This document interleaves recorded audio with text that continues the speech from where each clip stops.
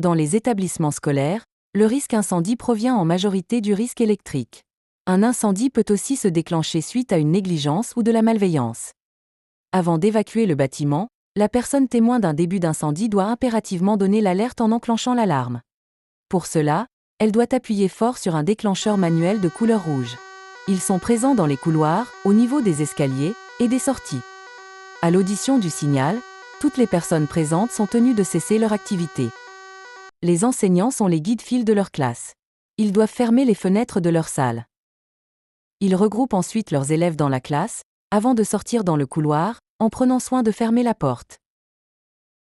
Le guide-fil prend la tête de la marche pour accompagner les élèves au point de rassemblement. Il suit le cheminement d'évacuation fléché en vert.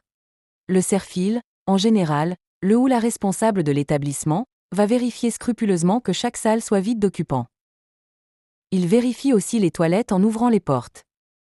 Une fois chaque recoin vérifié, le serre-fil évacue lui aussi le bâtiment, en direction du point de rassemblement. Le responsable d'établissement est aussi le responsable d'évacuation. Il doit prendre note de toutes les informations sur le sinistre, rapportées par les témoins et les enseignants. Notamment les informations suivantes. Qui a déclenché l'alarme? Pourquoi? Reste-t-il des personnes dans le bâtiment? Le responsable d'évacuation pourra alors effectuer une levée de doute. Si l'incendie est avéré, c'est lui qui devra appeler les pompiers en donnant les informations suivantes. Son identité, la localisation précise du sinistre, une description du sinistre, ses coordonnées. Et surtout, si des personnes sont encore présentes dans le bâtiment.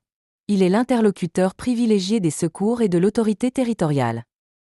Enfin, tous les occupants attendent au point de rassemblement et suivent les consignes avant toute action, notamment pour regagner les locaux.